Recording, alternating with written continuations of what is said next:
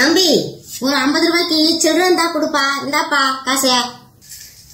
வெற்றி மீது வெற்றி வந்து என்னை சேரும். இது சில்லறையா? ஏங்கிட்ட காசு சொல்றது பாக்கெட்ல தம்படி இல்ல. நீ வந்து சில்லறை யாருக்கு காமெடி பண்ணிக்கணும். சில்லறை இல்ல. அட இருக்கம்பா தம்பியா. வச்சுக்க நான் இல்லன்றேன். உண்மையிலே சில்லறை இல்லக்கா. 10 பைசா வக்கீலாம என்கிட்ட வந்து சில்லறை கேட்பீங்களா? உங்ககிட்ட சில்லறை இல்லையா? நான் அப்படியே பேங்க் நடத்துறேன். வரவங்க எல்லாம் சில்லறை மாத்தி கொடுக்கறதுக்கு. இல்ல கடன் கட்டி வச்சிருக்கோம் பாரு. அட போ தம்பியா, எல்லாரும் உங்ககிட்ட நிறைய சில்லறை இருக்குன்னு சொன்னாங்க. அதனாலதான் நம்பி வந்த. நீ சில்லறை இல்லன்ற. என்கிட்ட இல்லாம வேற யாருகிட்ட இருக்குமா?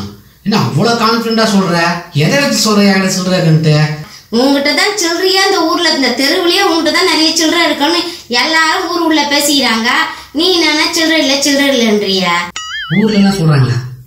ஊர்ல என்ன சொல்றாங்க பத்தி? பேச்சுவார்த்தை நடக்கும் போது உன் முகத்துல டென்ஷனே இருக்கப்படாது.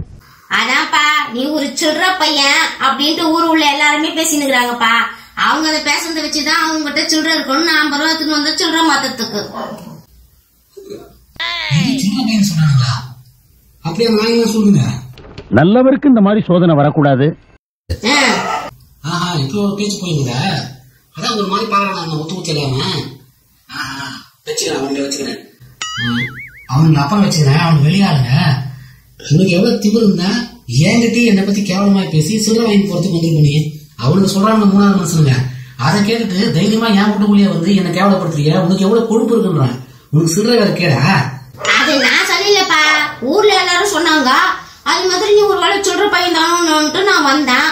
நீ என்னப்பா இவ்வளவு கோவப்படுற? இல்ல சொன்னா நான் பாப்பறேன். சில்லறை இல்லப்பா. சில்லறை வாங்கறதுல நீ வேக்கானம் பேசிக்கிறியாப்பா? மறுபடியும் ஓடி போட அச்சனா மண்டையில வச்சு விடுவேன். நான் ஓடலாம் மாட்டேன், நடந்துதான் போவேன். நீ அவ்வளவு பெரிய பஸ்தாஜியா? போன காரியத்தை முடிச்சிட்டியா? வந்துச்சு சில்லறை பயலாம். என்ன வர வர நம்ம மரியாதை இந்த ஊர்ல தெரிஞ்சு போயிருக்குது. கழுது தெரிஞ்சு கட்டணம்பான கதையா இருக்குது. சில்லறை பையன் சொல்றாங்களா? எப்படியும் இந்த பேரை நான் மாத்தி காட்டுறேன். நாலுல இருந்து நோட்டு பையன் பேர் எடுத்து காட்டுறேன்.